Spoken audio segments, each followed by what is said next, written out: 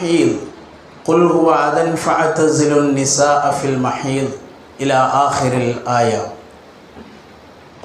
اللهم صل على محمد وعلى آل محمد كما صليت على إبراهيم وعلى آل إبراهيم إنك حميد مجيد.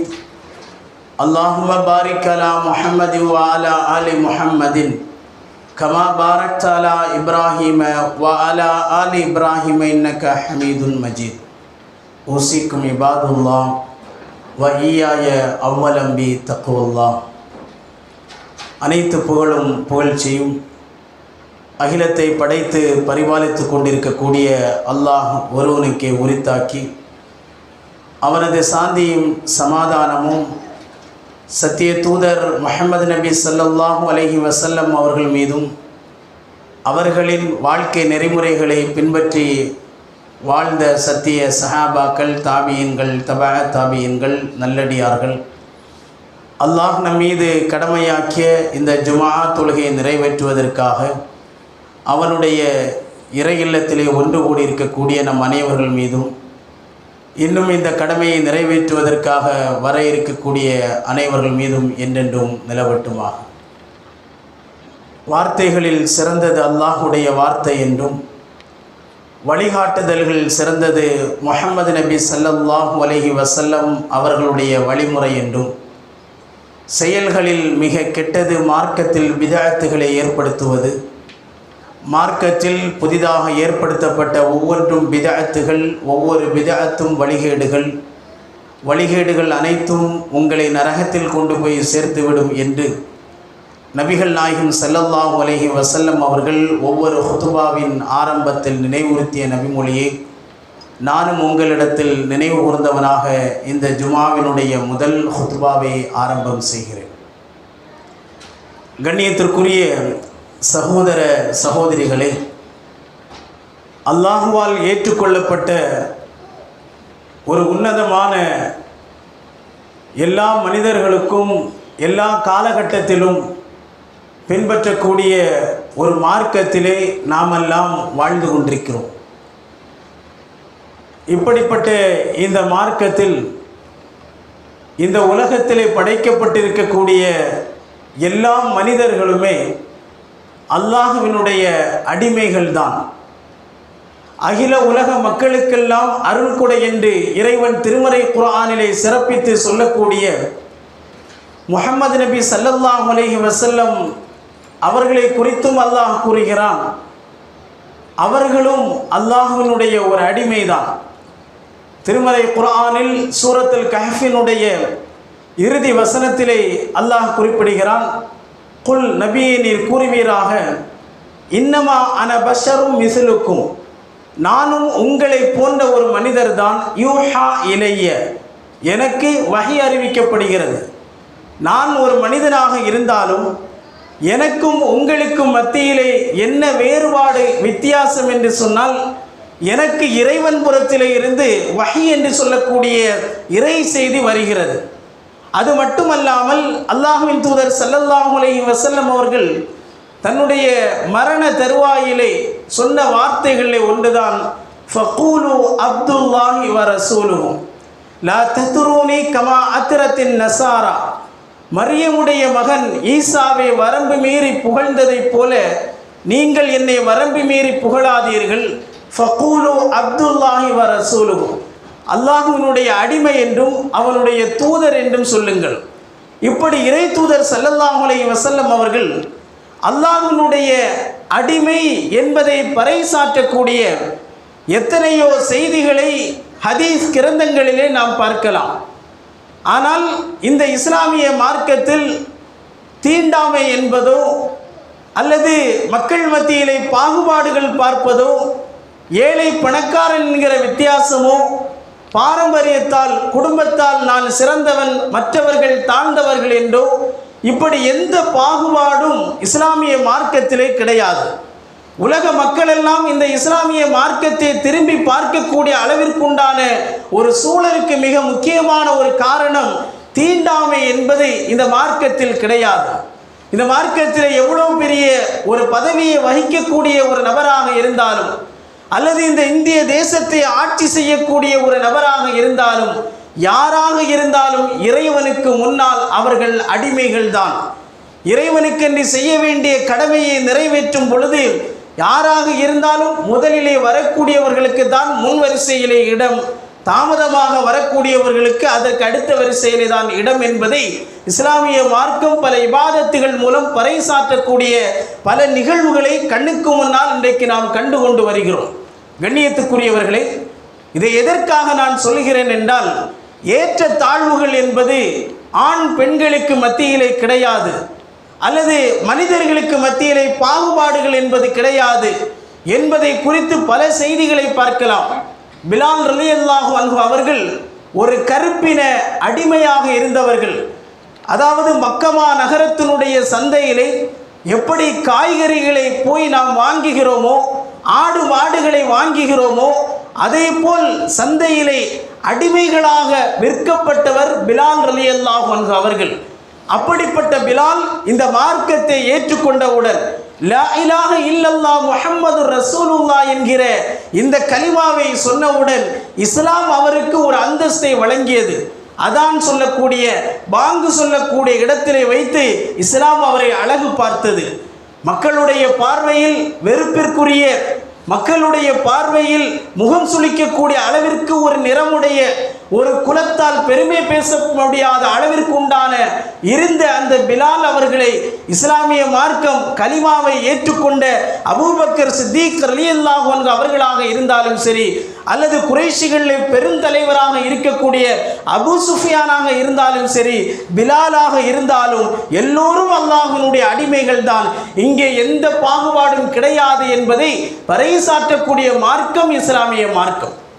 ஒவ்வொரு குத்துபாவினுடைய ஆரம்பத்திலும் நாம் சொல்லக்கூடிய ஒரு வசனம், யா அய்யுஹன்னாஸ், மக்களே, இத்தகூ ரப்பக்கும், உங்களுடைய ரப்பை நீங்கள் பயந்து கொள்ளுங்கள். அல்லதி ஹலக்கக்கும் மின் நஃப்ஸின் வாஹிதா, ஒரே ஆண் பெண்ணிலிருந்து தான் உங்களை அவன் படைத்தான் என்று இறைவன் சொல்கிறான். எல்லாருடைய படைப்பினுடைய ஆரம்பம் எது என்று சொன்னால் ஆதம் ஹவ்வா அலைஹிஸ்ஸலாத்து வஸ்ஸலாம் அவர்கள்தான். அவர்களிலே இருந்துதான் பல சந்ததிகள் பெருகி பெருகி உலகத்தில் இன்றைக்கு பல மக்கள் இன்றைக்கு வாழ்ந்து கொண்டிருக்கிறார்கள். அப்படிப்பட்ட அந்த ஹவ்வா அலைஹிஸ்ஸலாம் அவர்களும் ஒரு பெண் தான். பெண்களுக்கு ஏற்படக்கூடிய இயற்கையான மாதத்தில் ஏற்படக்கூடிய சில நாட்கள் என்பது அவர்களுடைய உடல் உபாதையினுடைய வெளிப்பாடு. இதனால் இஸ்லாம் அவர்களை பாகுபடுத்தி பார்க்கிறதா, வேறுபடுத்தி பார்க்கிறதா, அவர்களுக்கென்று ஒரு தனி இடத்தை ஒதுக்கி வைக்கிறதா, அவர்களெல்லாம் தீட்டானவர்கள், தீண்டப்படாதவர்கள் என்று சொல்லக்கூடிய எந்த அந்தஸ்தையும் இஸ்லாம் அவர்களை வேறுபடுத்தி பார்க்கவில்லை என்பதை தான் இந்த மார்க்கம் நமக்கு சொல்லி காட்டுகிறது. ஏனென்று சொன்னால், சமீப காலங்களாக கடந்த வாரம் கூட கோயம்புத்தூர் அருகிலே பொள்ளாச்சியிலே நடந்த ஒரு நிகழ்வு நாமெல்லாம் தொலைக்காட்சிகள் செய்திகள் வழியாக நாம் அறிந்திருப்போம். அதாவது ஒரு பருவ வயதை அடைந்த ஒரு தேர்வு எழுதக்கூடிய ஒரு மாணவி பருவ வயதை அடைந்திருக்கிறாள் என்பதற்காக வேண்டி தேர்வு அறையிலே அவர்களை தேர்வு எழுத விடாமல் வகுப்பறைக்கு வெளியிலே வைத்து தனியாக தேர்வு எழுதிய ஒரு காட்சியை நாமெல்லாம் அதிகமான மக்கள் அதை கண்டு கொண்டிருப்போம். என்ன காரணத்தினால் அந்த மாணவி வெளியேற்றப்பட்டிருக்கிறாள், எப்படிப்பட்ட இடத்திலே இது போன்ற சம்பவங்கள் நடந்திருக்கிறது என்று சொன்னால், மாணவிகளுக்கு ஒழுக்கத்தை போதிக்கக்கூடிய கல்வி பாடசாலைகளில் இது போன்றுள்ள நிகழ்வுகள் கற்றுக் கொடுக்கக்கூடிய ஆசிரியர்களால் நடைபெற்று கொண்டிருக்கிறது என்று சொன்னால், இந்த மார்க்கத்தோடு இதை நாம் ஒப்பிட்டு பார்க்க கடமைப்பட்டிருக்கிறோம். நாமெல்லாம் இதை 10ஓடு 11வது ஒரு செய்தியாக கடந்து நாம் சென்று கொண்டிருக்கிறோம். ஆனால் இந்த மார்க்கத்தில் எந்த பள்ளி பாட புத்தகத்தை அந்த மாணவியர்கள் படித்து கொண்டிருக்கிறார்களோ அதே பாட புத்தகத்தினுடைய முதல் பக்கத்தில் எழுதப்பட்டிருக்கும், தீண்டாமை என்பது ஒரு பாவச் செயல், தீண்டாமை என்பது ஒரு பெருங்குற்றம், தீண்டாமை என்பது ஒரு மனித தன்மையற்ற செயல் என்றெல்லாம் குறிப்பிடப்பட்டிருக்கக்கூடிய பள்ளி பாடங்களுடைய புத்தகங்களிலே நாம் பார்க்கிறோம். ஆனால் இதே போன்றுள்ள ஒரு நிகழ்வுகள் ஒரு மாணவிக்கு ஒரு கல்வியை போதிக்கக்கூடிய ஒரு பாடசாலையிலே நடைபெற்று கொண்டிருக்கிறது என்று சொன்னால், படிக்கக்கூடிய மாணவ மாணவிகளுக்கு மத்தியிலேயே இப்பொழுதே தீண்டாமை என்று சொல்லக்கூடிய சிந்தனையை விதைக்கக்கூடிய அளவிற்கு அந்த பள்ளியினுடைய நிர்வாகம் ஆசிரியர்களும் இருந்து கொண்டிருக்கிறார்கள் என்று சொன்னால், இந்த உலகமும் இந்த நாடும் எதை நோக்கி சென்று கொண்டிருக்கிறது? தீண்டாமை என்றால் என்னவென்றே தெரியாமல் வாழக்கூடிய பிள்ளைகளுக்கு மத்தியில் அவன் ஜாதியால் உயர்ந்தவன், இவன் ஜாதியால் தாழ்ந்தவன், அவனுக்கும் நமக்கும் மத்தியிலே பாகுபாடுகள் இருக்க வேண்டும், அவன் அந்த மொழியை பேசக்கூடியவன், இவன் இந்த வர்க்கத்தை சார்ந்தவன், இப்படி ஊர்வெறி, இயக்க வெறி, ஜமாஅத்து வெறி என்பது எப்படி பல மக்களுக்கு மத்தியிலே குறிப்பாக இஸ்லாமியர்களுக்கு மத்தியிலே இருக்கிறதோ, இதே போன்றுள்ள சிந்தனைகள் மாற்றார்களுக்கு மத்தியிலே வாழையடி வாழையாக இருந்து கொண்டிருப்பதை பார்க்கிறோம். ஆனால் இப்படி போன்ற நிகழ்வுகளை இஸ்லாமிய மார்க்கத்தினுடைய கண்ணோட்டத்தோடு நாம் பார்க்க கடமைப்பட்டிருக்கிறோம். எந்த அளவிற்கு என்று சொன்னால், பெண்களுக்கு இது போன்றுள்ள ஒரு நிகழ்வுகள் மாதங்களிலே ஏற்படக்கூடிய ஒன்று. இதை இஸ்லாமிய மார்க்கம் எப்படி பார்க்கிறது? நபிகள் நாயகம் ஸல்லல்லாஹு அலைஹி வஸல்லம் அவர்களுடைய மனைவி ஆயிஷா ரலியல்லாஹு அன்ஹா அவர்கள் ஹஜ் என்கிற கடமையை நிறைவேற்றுவதற்காக அல்லாஹ்வுடைய தூதரோடு புறப்படுகிறார்கள். அதாவது இன்னைக்கும் ஹஜ்ஜி செய்யக்கூடிய உம்ராவுக்கு சென்றிருந்த மக்களுக்கு தெரியும், மஸ்ஜிது ஆயிஷா என்று சொல்லக்கூடிய ஒரு பள்ளிவாசல் உண்டு. அங்கேயும் போய் சிலர்கள் இஹ்ராம் கட்டி திரும்ப அடுத்து ஒரு உம்ரா செய்யக்கூடிய ஒரு பழக்க வழக்கம். ஏன்னா ஆயிஷா ரலியல்லாஹு அன்ஹா அவர்கள் ஹஜ்ஜிக்கு சென்று கொண்டிருந்த அந்த காலகட்டத்தில் திடீரென்று அவர்களுக்கு ஹைல் ஏற்படுகிறது. அப்போ அந்த நேரத்தில் அல்லாஹ்வுடைய தூதர் ஸல்லல்லாஹு அலைஹி வஸல்லம் அவர்களை அப்படியே ஒதுக்கி வைத்தார்களா என்று பார்த்தால் கிடையாது. அந்த நேரத்தில் அவர்கள் ரொம்ப கவலைப்படுகிறார்கள். இறை தூதரோடு தன்னுடைய கணவரோடு ஹஜ் என்கிற கடமையை நிறைவேற்ற நான் வந்திருக்கிறேன், ஆனால் அதை என்னால் நிறைவேற்ற முடியாமல் போய்விட்டது என்று கவலைப்படக்கூடிய வருத்தப்படக்கூடிய ஒரு சூழல் அங்கே ஏற்படுகிறது. அப்போ அல்லாஹ்வுடைய தூதர் ஸல்லல்லாஹு அலைஹி வஸல்லம் அவர்களை அப்படியே மக்களை விட்டு ஒதுக்கி வைத்தார்களா, தீண்டத்தகாதவர்களாக பார்த்தார்களா, அல்லது யூதர்களுடைய பார்வையில் இருப்பதை போன்றுள்ள நிகழ்வுகள் அங்கே நடந்தேறியதா என்று பார்த்தால் கிடையாது. நபிகள் நாயகம் ஸல்லல்லாஹு அலைஹி வஸல்லம் அவர்கள் கவலையோடு என்னால் இந்த கடமையை நிறைவேற்ற முடியவில்லை என்கிற வருத்தத்தை தெரிவிக்கும் பொழுது ரசூலுல்லாஹி ஸல்லல்லாஹு அலைஹி வஸல்லம் அவர்கள் சொன்னார்கள், ஆயிஷாவே, யா ஆயிஷா, ஆயிஷாவே, தொழுகை, நோன்பு, ஹஜ்ஜிலே தவாஃப் என்கிற இந்த கடமையை விட்டுவிட்டு மீதமுள்ள அனைத்து கடமையும் நீ செய்து கொள் என்று அவர்களுடைய அந்த உள் உணர்விலே ஏற்பட்ட கவலையை நபிகள் நாயகம் ஸல்லல்லாஹு அலைஹி வஸல்லம் அவர்கள் புரிந்து கொண்டு, அது பெண்களுக்கு ஏற்படக்கூடிய ஒன்றுதான், இது போன்றுள்ள அந்த சூழ்நிலையில் உங்களுக்கு தவாஃபை தவிர, தொழுகையை தவிர, நோன்பை தவிர மற்ற வணக்கங்களை நீங்கள் செய்து கொள்ளலாம் என்கிற ஒரு அனுமதியை கொடுத்தார்கள் என்று சொன்னால், பெண்களுடைய உணர்வை புரிந்து இறை தூதர் ஸல்லல்லாஹு அலைஹி வஸல்லம் அவர்கள் அனுமதி அளித்திருக்கிறார்கள். அப்படியானால் அப்படிப்பட்ட அதே சூழலிலே தான் அல்லாஹ் பெண்களை படைத்திருக்கிறார். இன்னைக்கு பெண்கள் என்பவர்கள் அவர்களெல்லாம் ஒரு கீழ்த்தரமாக பார்க்கப்படக்கூடிய சூழல் பல மதங்களிலே பார்க்கிறோம். அவர்களெல்லாம் ஏதோ ஆண்களுக்கு அடிமையாக இருக்க வேண்டும், ஆண்களுக்கு அடிமைப்பட்டு கிடக்கக்கூடியவர்கள் என்கிற சிந்தனை பல மக்களுக்கு மத்தியில் இருக்கிறது. அவர்களுக்கும் உணர்வுகள் உண்டு, அவர்களுக்கும் உரிமைகள் உண்டு. அப்படிப்பட்ட உரிமையையும் கண்ணியத்தையும் கொடுத்த மார்க்கம் இந்த இஸ்லாமிய மார்க்கம். இது போன்றுள்ள பல செய்திகளை பார்க்கலாம். அல்லாஹ்வின் தூதர் ஸல்லல்லாஹு அலைஹி வஸல்லம் அவர்கள் தொழுகைக்காக வேண்டி தயாராகக்கூடிய நேரத்தில் ஆயிஷாவிடத்திலே முசல்லாவை கேட்கிறார்கள், தொழக்கூடிய விரிப்பை எடுத்து கேட்கிறார்கள். ஆயிஷா ரலியல்லாஹு அன்ஹா அவர்கள் ஹைலுடைய காலகட்டத்தில் இருக்கிறார்கள். அப்போ கேட்கிறார்கள், யா ரசூலுல்லாஹ், நான் தொழுகை கடமை அல்லாத ஹைலுடைய காலகட்டத்தில் இருக்கிறேன், நான் போய் உங்களுக்கு தொழுகைக்கான விரிப்பை எப்படி எடுத்து தருவது என்று கேட்கிறார்கள். இன்னைக்கும் பெண்களுக்கு மத்தியில் இது போன்றுள்ள சிந்தனைகள் உண்டு. இது மாதிரிப்பட்ட நாட்களில் குர்ஆனை ஓத மாட்டார்கள், அதே போன்ற திக்ர்களை செய்ய மாட்டார்கள், மற்ற குர்ஆனை ஓதக்கூடிய அந்த இபாதத்துகளை செய்ய மாட்டார்கள். என்ன காரணம்?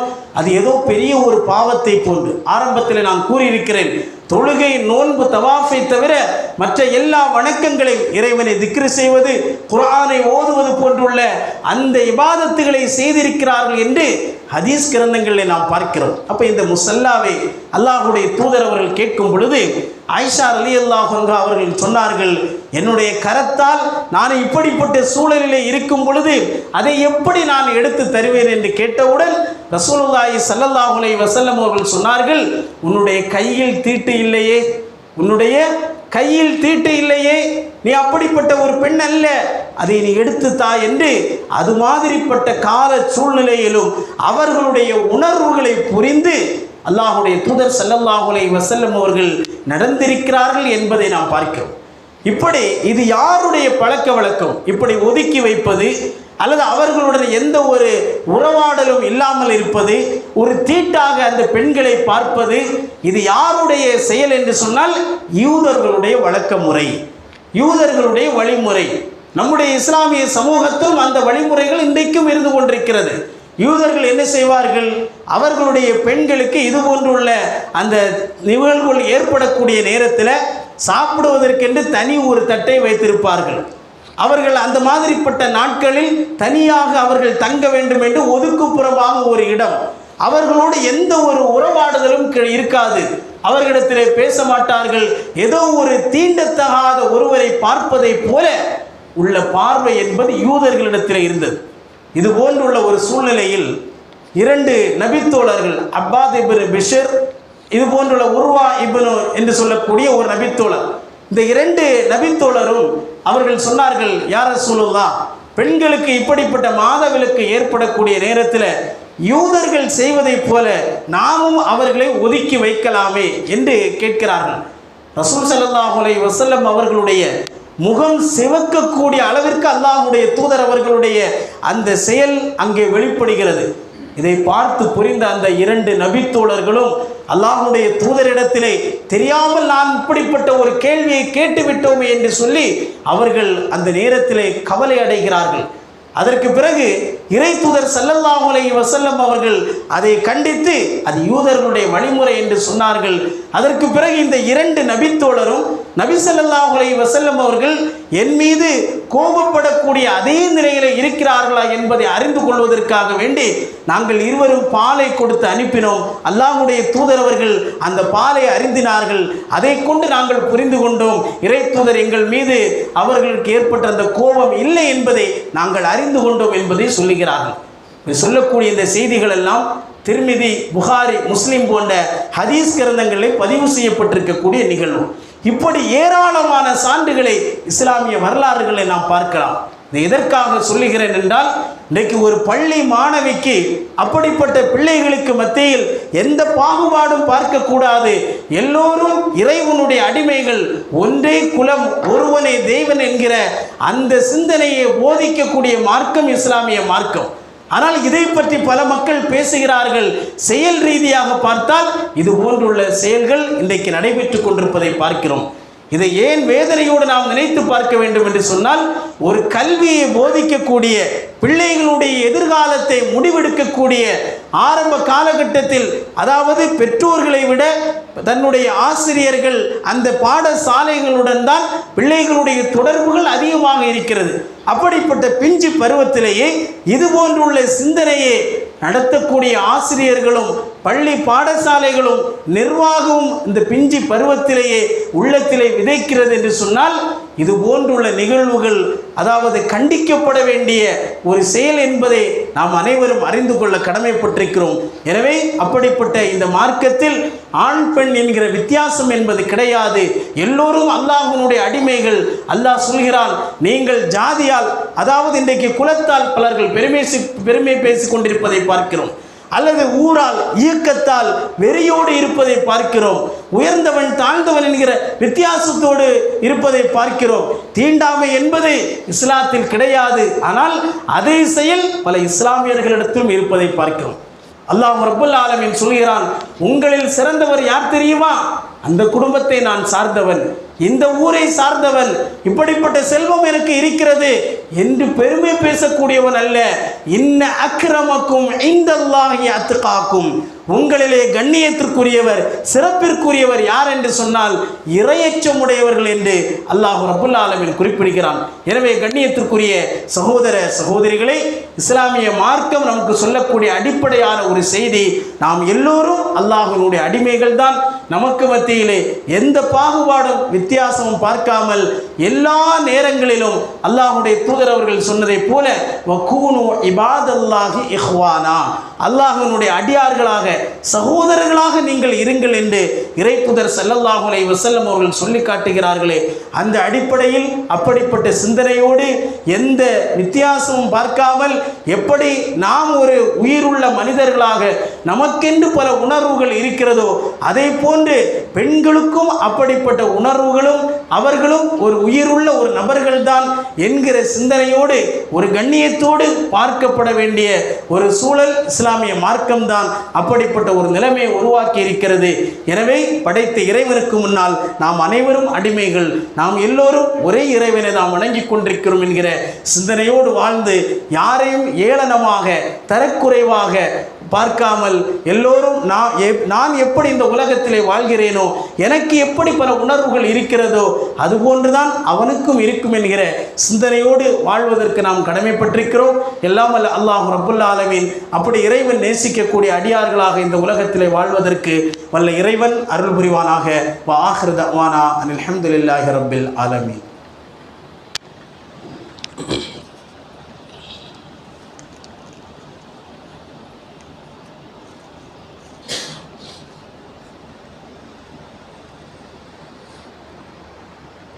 அல்ஹம்துலில்லாஹி ரப்பில் ஆலமீன்.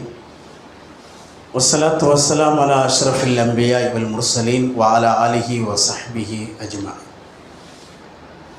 கண்ணியத்திற்குரிய சகோதர சகோதரிகளே, இந்த ஜும்மாவினுடைய முதல் ஹுத்பாவில் கோயம்புத்தூர் அருகிலே பொள்ளாச்சியிலே நடந்த ஒரு பள்ளியிலே ஒரு மாணவிக்கு நடந்த ஒரு நிகழ்வை குறித்து இஸ்லாமிய கண்ணோட்டத்தோடு சில செய்திகளை நாம் அறிந்தோம். இப்படிப்பட்ட இந்த தகவல்கள் எல்லாம் எதற்காக பரிமாறப்படுகிறது என்று சொன்னால், மார்க்க ரீதியாக நம்முடைய சிந்தனைகள் எப்படி இருக்க வேண்டும் என்பது மட்டுமல்ல, இதே போல கடந்த வாரத்திலே நம்முடைய ஊருக்கு அருகிலே நெல்லையிலே நடந்த ஒரு நிகழ்வு. பள்ளியிலே படிக்கக்கூடிய ஒரு மாணவன் பள்ளி அந்த புத்தக பையிலே ஒரு அரிவாளை மறைத்து கொண்டு தன்னோடு படிக்கக்கூடிய சக மாணவனையும் வெட்டி அதை தடுக்க வந்த ஆசிரியரையும் வெட்டியதாக செய்திகளை எல்லாம் நாம் அறிந்தோம். அப்போ இதனுடைய அந்த நிகழ்வு என்ன, ஏன் இப்படிப்பட்ட சிந்தனை படிக்கக்கூடிய ஒரு மாணவனிடத்திலே உருவாகி இருக்கிறது, அதனுடைய அந்த செய்தி எதனால் இது நடந்தது என்று பார்த்தால், சாதாரண ஒரு பென்சிலுக்காக வேண்டி இந்த நிகழ்வு அங்கே அரங்கேறி இருக்கிறது. அதற்கு பிறகு அந்த பையனுடைய பெற்றோர்கள் சொல்லக்கூடிய செய்திகளை எல்லாம் நாம் பார்க்கிறோம். அதாவது இதை நாம் எப்படி அணுக வேண்டும் என்று சொன்னால், படிக்கக்கூடிய ஒரு மாணவனுடைய சிந்தனையிலே அறிவாளை எடுத்து மற்றவரை வெட்ட வேண்டும் என்கிற ஒரு சிந்தனை அவனுக்கு உருவாகி இருக்கிறது என்று சொன்னால், அதற்குள்ளால் அந்த 2 பேர்களுக்கு மத்தியில் என்ன பிரச்சனை இருந்தது வேற என்பதாக இருந்தாலும் கூட ஒரு தாயும் தந்தையும் கதறக்கூடிய அந்த வீடியோக்களை நாம் பார்க்கிறோம். ஆனால் எங்கே தவறு நடந்து இருக்கிறது என்பதை நாம் பார்க்கும் பொழுது, ஒரு மாணவனிடத்தில் இந்த சிந்தனை வருவதற்கு காரணமே அடிப்படை பெற்றோர்கள் தான். ஒரு மாணவன் இன்றைக்கு பள்ளிகளை படிக்கக்கூடிய ஒரு மாணவன், பருவ வயதை அடைந்திருக்கக்கூடியவன், ஒரு தேவையில்லாத அசிங்கியமான ஆபாசமான ஒரு வார்த்தையை சக மாணவர்களோடு அவன் பேசுகிறான் என்று சொன்னால் என்ன காரணம்? அவன் சிறு வயதிலே இருந்து பார்த்து வளர்ந்த அந்த பெற்றோர்கள் பேசக்கூடிய பேச்சுக்கள் அவனிடத்திலேயும் அங்கே தொற்றுகிறது. அந்த தாய் தந்தையிடத்திலே இருக்கக்கூடிய சில செயல்பாடுகள் அந்த மாணவனிடத்திலே வருகிறது. அப்போ இது எதனால் ஏற்பட்டது என்று சொன்னால், என்ன ஒரு நிகழ்வு நடந்தாலும் அதை சகிப்புத்தன்மையோடு எதிர்கொள்ள வேண்டும் என்கிற அந்த பொறுமை என்று சொல்லக்கூடிய அஹ்லாக் நற்குணம் என்பது அவனிடத்தில் இல்லாதனுடைய விளைவு. ஏன், அவனுடைய பெற்றோர்களிடத்திலும் அந்த சிந்தனை இல்லாதனுடைய விளைவுதான் இன்றைக்கு பிள்ளைகளை பாதித்து கொண்டிருக்கிறது. இன்றைக்கி எத்தனை பெற்றோர்கள் அதை நாம் நினைக்கிறோம். கணவன் மனைவிக்கு மத்தியில் சின்ன சின்ன விஷயங்களுக்காக வேண்டி பெரிய பெரிய சண்டைகள் இன்றைக்கு வீடுகளில் நடைபெற்று கொண்டிருக்கிறது. எத்தனையோ குடும்பங்களில் நடைபெற்று கொண்டிருக்கிறது. பிள்ளைகள் பார்க்கிறார்கள் தந்தை பேசக்கூடிய பேச்சுக்கள், தந்தை தன்னுடைய மனைவியை எப்படி தன்னுடைய தாயை அடிக்கிறான் என்பதை பார்க்கிறார்கள். என்ன ஆயுதத்தை எடுத்து அவன் ஓங்குகிறான், எதை கொண்டு மிரட்டுகிறான் என்பதை பிள்ளைகள் பார்க்கிறார்கள். அது அவர்களுடைய பிஞ்சு மனதிலே அது பதிந்து நாளைக்கு நமக்கும் ஒரு நிகழ்வு ஏற்படக்கூடிய நேரத்தில் இப்படிதான் நாம் எதிர்வினை ஆற்ற வேண்டும், இதுதான் அதனுடைய முடிவு என்கிற சிந்தனை அவனுடைய உள்ளத்தில் ஏற்படுகிறது. ஆனால் இஸ்லாமிய மார்க்கம் இப்படிப்பட்ட நற்குணங்கள் இல்லை என்று சொன்னால், அல்லாஹ்வின் தூதர் ஸல்லல்லாஹு அலைஹி வஸல்லம் அவர்களை குறித்து இறைவன் சொல்கிறான், வ இன்னக லஅலா குலுகின் அதீம், நபியே நீர் மகத்தான நற்குணமுடையவராக இருக்கிறீர். நபி ஸல்லல்லாஹு அலைஹி வஸல்லம் 40 வயசில் நபியாக தேர்வு செய்யப்பட்டதற்கு பிறகுதான் நற்குணங்களுடையவர்களாக இருந்தார்களா? கிடையாது. வரலாறுகளை நாம் படிக்கும் பொழுது தெரியும், இறை தூதர் ஸல்லல்லாஹு அலைஹி வஸல்லம் அவர்கள் மக்கள் மத்தியில் எப்படி அறியப்பட்டார் என்று சொன்னால், ஒருபோதும் அவர்கள் பொய் பேசியது கிடையாது. அவர்களிடத்தில் எந்த கெட்ட குணங்களும் அவர்களிடத்தில் நாங்கள் பார்த்ததில்லை. அவரை எப்பொழுது நபி என்று அறிமுகப்படுத்தினாரோ அதற்கு முன்னதாகவே சிறு பருவத்திலே இருந்து எந்த ஒரு கெட்ட குணங்களும் கெட்ட பேச்சுக்களும் கெட்ட செயல்களும் அவர்களிடத்திலே நாங்கள் பார்த்ததே கிடையாது என்று இறை மறுப்பாளர்களே ஒரு சான்றிதழை கொடுக்கிறார்கள் என்று சொன்னால், அந்த இறை தூதரை பின்பற்றக்கூடிய அந்த இறை தூதரும் பிஞ்சு பருவத்தை கடந்து வந்திருக்கிறார்கள், வாலிப பருவத்தை கடந்திருக்கிறார்கள், வயோதிக தன்மையை அடைந்திருக்கிறார்கள்.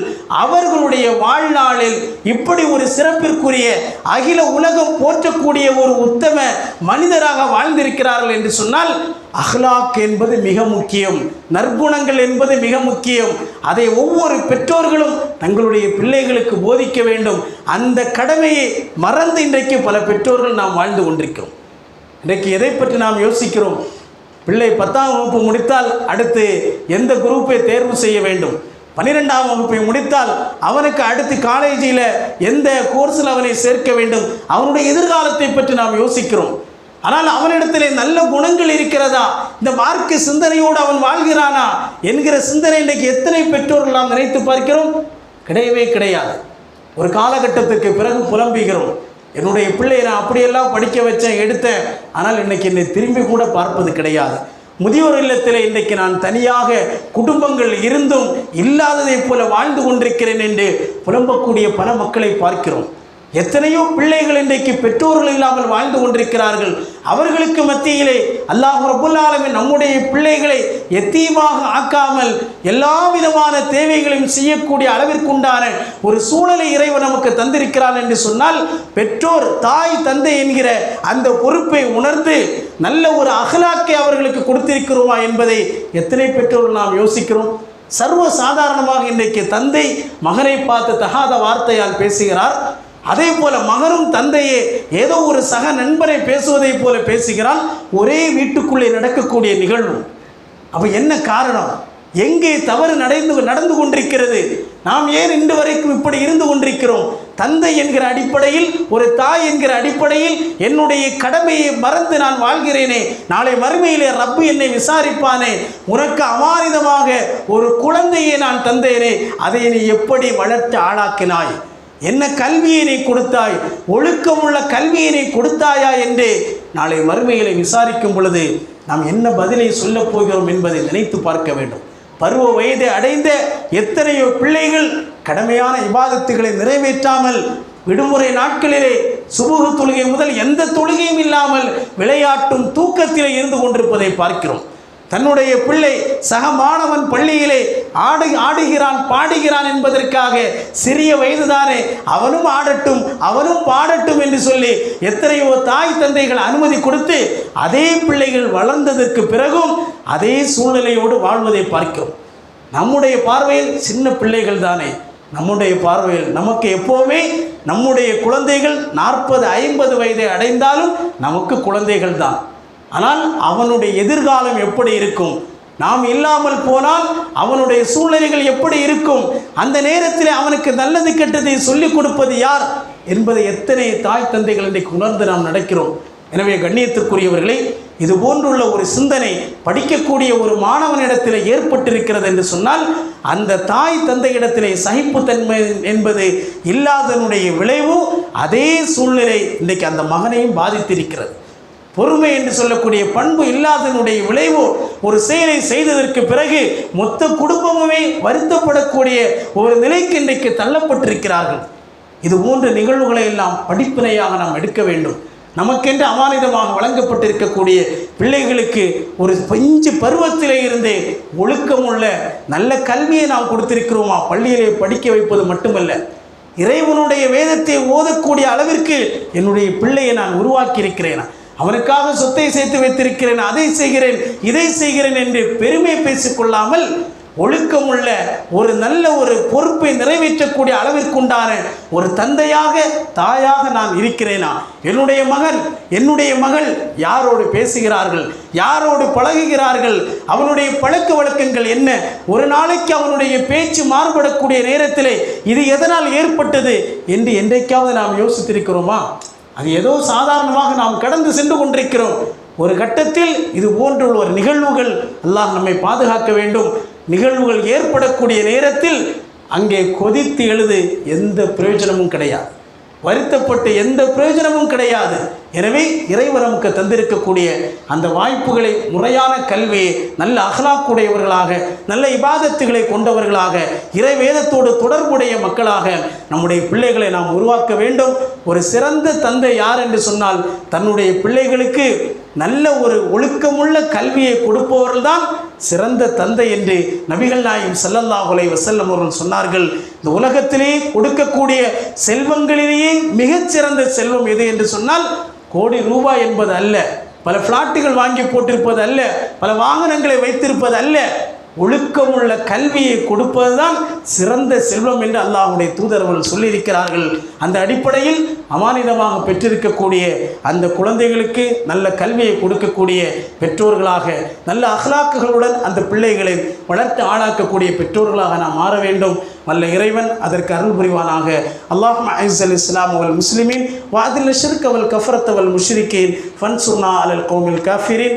இன்னல்லாஹ யஅமுருக்கும் பில் ஆதில் வல் இஹ்சான் வ ஈதாஇல் குர்பா வ யன்ஹா அனில் ஃபஹ்ஷாய் வல் முன்கர் வல் பகி யஇலுக்கும் லஅல்லக்கும் ததக்கரூன் வலதிக்ருல்லாஹி அக்பர் வல்லாஹு யஅலமு மா தஸ்னஊன்.